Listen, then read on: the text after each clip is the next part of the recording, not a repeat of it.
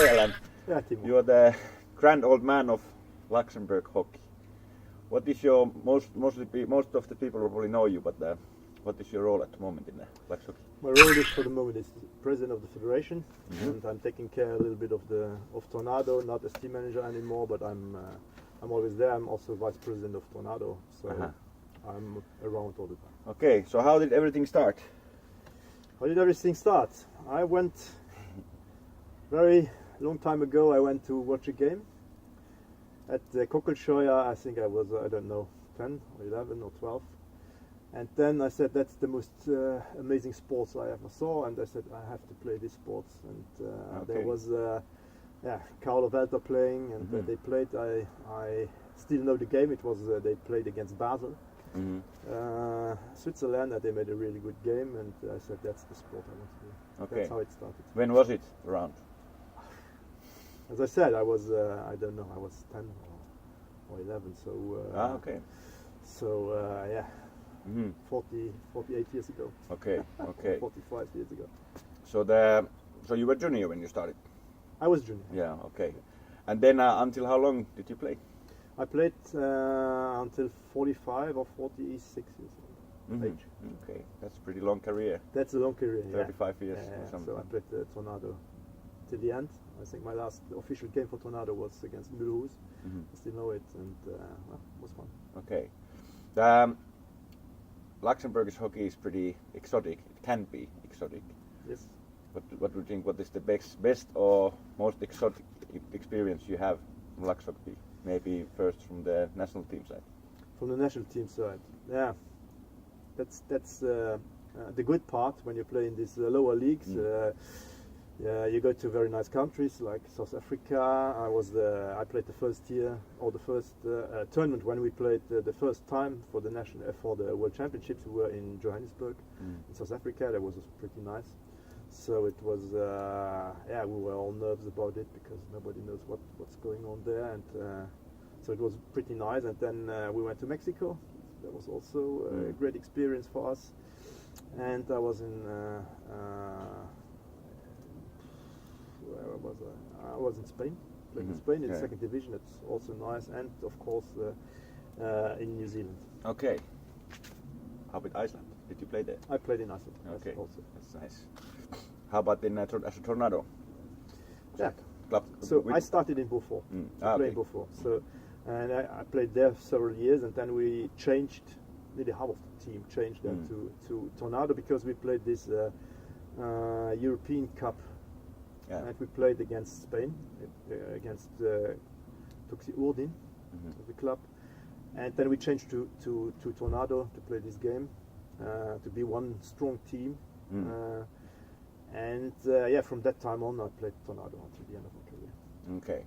So that's against the Spanish team, that's probably the best. Was it like this EHL or the European Championship? That was this European Championship. Okay, that was in the end of 90s. End of 90s. It was 90. I don't know, 98, I think, or 90. Yeah. And how was it? Yeah, we lost here. We lost here in. We had the ice rink was full. It was really a nice crowd. We lost here 5-4 against the Spanish champion, and we played there. We tied them 2-2 in Spain. Okay. So we were just eliminated by one goal. But it was a really nice experience. Okay. So as you know, mostly, you know almost the whole Luxembourg history, the hockey history in Luxembourg. What do you think? Where is the hockey now? If you compare to old time, is this have we had better level hockey before, or is this now? Are we in the peak? Or no, I think we are much better. We had good times also. We had also good players here. I remember Ivan Osko when we had that time. That all these players when we played in against Spain. I think there we had the best time, the best team ever. So we had a lot, but we had also a lot of foreigners. We had Ivan Osko, we had Robo, we had the Momo, Adam Lutov, Daniel Androne, and all these players. So a lot of internationals from Bulgaria, Romania, and Hakan Grönen also played. So we had a good team there. But I think now we are more like a team, because there we had like 5-6 players which were really, really good, and now we are much more. We have good juniors now coming from our own club. Yeah. So I think that's a big difference. Yeah. Okay. It's getting cold. Come. Let's go to sauna. Let's go to sauna.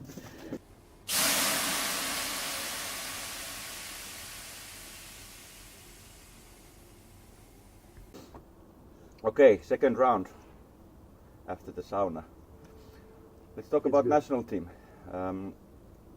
I guess I will know your answer, but what is the best experience in the national team so far? I think that's easy. Yeah, that was a gold medal in Bulgaria, for sure, and the promotion to the second division. We were already once promoted, but we did not win.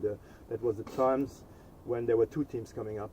So we were second, and then we came up, and then we played in Spain the year after, and we went down again. So same experience there now, but this time in Bulgaria we were first. We won the gold medal and we were promoted, so that was for sure the best experience. Yeah, it's funny, even I'm a player and I was there as a media manager, that's even for me during my hockey career, it's one of the best, maybe the best experience. It Very was, nice feeling.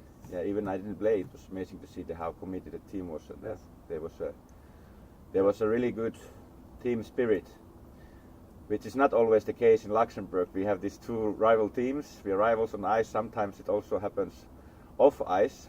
What do you think, how we can really make this hockey as a one family? Because I think that's what Luxembourg hockey needs. We are a small country. It's not too many players, and we should stick together. How we can fix this to get rid of these small fights? Yeah, it seems easy. We are only 3 teams with the Huskies, but it isn't. Maybe it's because we are only 3 teams, so there's more. They're focused to each other. Yeah, we are focused to each other's, and but I think it's more. Let's say it's if the players are together at the end of the season before the World Championships, this is disappearing. Yeah. Everybody knows it. As soon as they are together and they are practicing together, it's more like it is a little bit of team building, and then it's over. But there is some work to do. Yes, we have to see how we can find again more together and be more like a family, a hockey family. Yeah. Because then we go further and then we can progress. Exactly. And that's the only way we should do it. Yeah. Yeah, I'm thinking that we could be a hockey family, as I talked in the previous episode with John Pearson, that it gives benefit in Luxembourg that we can be really dynamic. Yes. And we can plan things easily because we are not so many clubs and not so many players. What do you think? What could be the things that how we can take the Luxembourgish hockey to the next level? What kind of things we need to improve? I think we have two good points this season already, which brings us further for sure. That's the arrival of John Pearson, for sure. He's coaching Beaufort now, and I think he's a very good guy, and he's really motivated to do something. And I think that the team is really focused on him, and I'm sure he can do something. And that's why we also promoted him to be an assistant coach in the senior national team, and he will go with the team as assistant coach to Bulgaria to the World Championships. That's the point, John Beersham. And the other point is that we have an under 18 national team again. Yeah.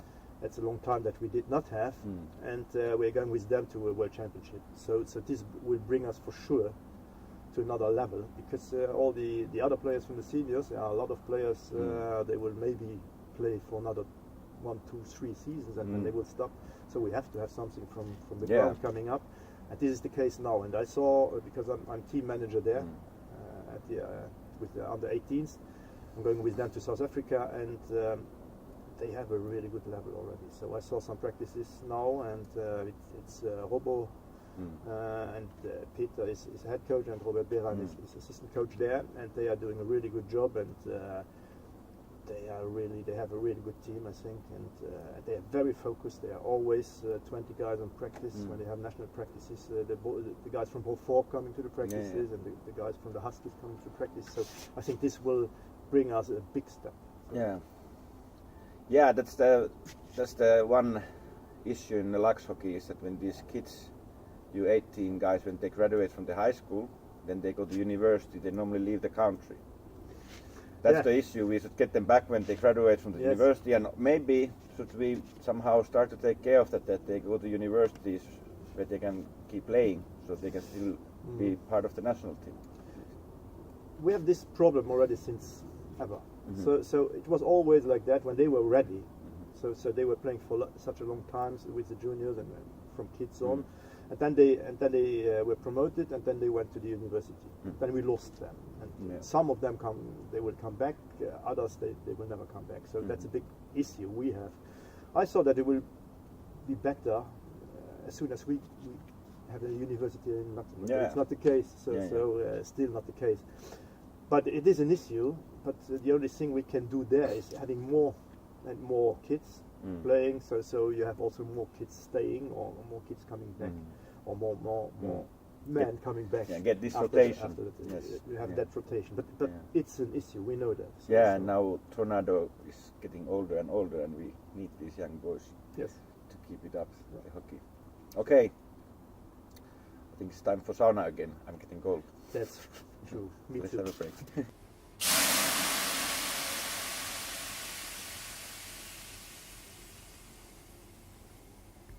Okay, third period.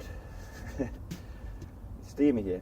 I don't know if this is a question. I have played in Finland around same level as in here. It's something like 5th and 6th level. We had always practice or game Monday evening 10:30, and maybe we had 5 spectators. And now, for example, yesterday we played against Epinal, as this is made after the Christmas party, this video, as you can maybe see. But and there was 200 people from Luxembourg and 200 people from Epinal. Yes. That's something maybe in Lux hockey we should be really proud, and actually we are pretty privileged that we can do this kind of thing. Has it always been like that? We had always a lot of spectators. A long time ago. I remember that we also had like 300, 400, 500 spectators. Sometimes when we had a good season. When we still played in Germany a long time ago, and we won the league. We had from in the beginning 200, and then 300, 400 spectators. And then the year after, because we were promoted to a higher league, and we lost 3 games in the beginning of the season, we had 50. Okay, so of course the spectators, they want to see the team winning. They don't matter the level. They just want to be there, having fun and seeing the team winning. So it's not easy to understand this, but that's the case. But now we have for sure, I think, last 2 seasons the most spectators since a long time. I was also in Beaufort last weekend watching the game, and it was so crowded. It was completely full. I could not find a parking space. It was very, very nice. So and we had like 400, 500 spectators yesterday. So that's amazing for hockey, for such a small sport in Luxembourg. So there are some football clubs, they would be happy to have so many spectators. Yeah, and I have said it many times that hockey is a nice sport in that way, that even we are not played the highest level, it's still in the 3rd division in France what we play, it's still fun to watch. I have nothing against the football, but I think if you play 3rd level football, it's not as entertaining. Yes. Because of the fast of the speed of the game. I think that's because of the kind of the sport. It's fast, even if it's not the highest level. It's looking already good. It's looking like sports, and there are nice moves. And you're it's not on a football stadium. You're not in the cold. You're not in the rain outside. You're in a stadium. And if there are some spectators, it's already a lot of fun, because there's a crowd already. And I think that's different. It's something different. The other thing is that this is the really big point what maybe continued my hockey career with 10 years. It's like in Finland, the privilege playing in Finland is that because it's so popular, so you have maybe played with you have had chance during the career play with the good players like NHL players. But then the privilege in here is exactly this, that it's really popular. People come to watch, in Luxembourg, it's a small country. Media is following much more. Then there's suddenly prime minister in a game. These kind of things, and that's something what we sometimes we need to pinch ourselves to remember that actually we are pretty privileged. That's for sure. Yeah. As you said, and I was also in Épinal watching that game. Yeah. So you're playing in front of 2,000 spectators. Yeah. So and that's also what some players mentioned in the dressing room. Guys, you have to focus on the game, and you have to to take that as a positive way. as a privilege that you play in front of such a crowd.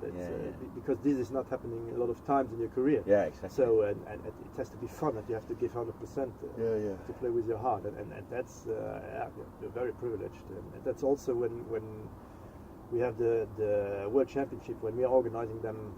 The World Championship here in Luxembourg, so it's always full. Yeah. When Luxembourg is playing, it's the arena is full. So and it's really nice the players that they have. As I said, that maybe they haven't had chance to play with these top guys in the world when they were juniors or something, but they have this chance to go to the worlds and see the world and different kind of cultures, and it's something really different, but it's something really awesome in this sport. I think so. Yeah, that's great. But that's when it's such a small country, and of course. As I said, it's amazing that we have these numbers of spectators. The last 2-3 years, but that's also, I think that's also because of the media manager doing a good job, because we are now present everywhere. Yeah. Before we had just the newspapers, and now we have we know that social media is very strong, and we know that we have to work on this, and you are doing a really good job in that, and that helped us really a lot. You see the numbers raising all the time. Yeah, of course.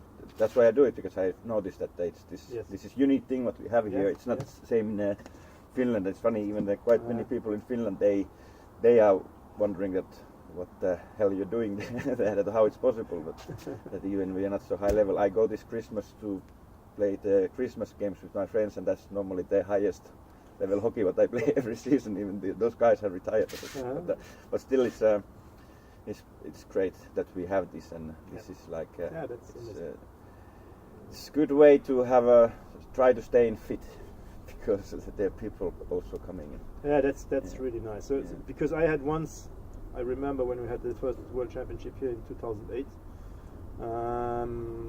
There was such a crowd.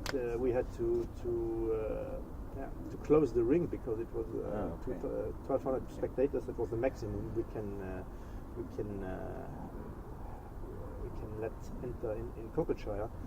And after the tournament, there was some sports federations. They wanted to know what we do. How we managed to get all these people, because football and all the other sports are maybe a higher level, playing a higher international level, and we have the spectators. And they said, make us a presentation and tell us how you managed to do it. Yeah, I think we are planning to get the new World Champs again. Yes. What do you think? When? Depending on the result we will make this year, we will see.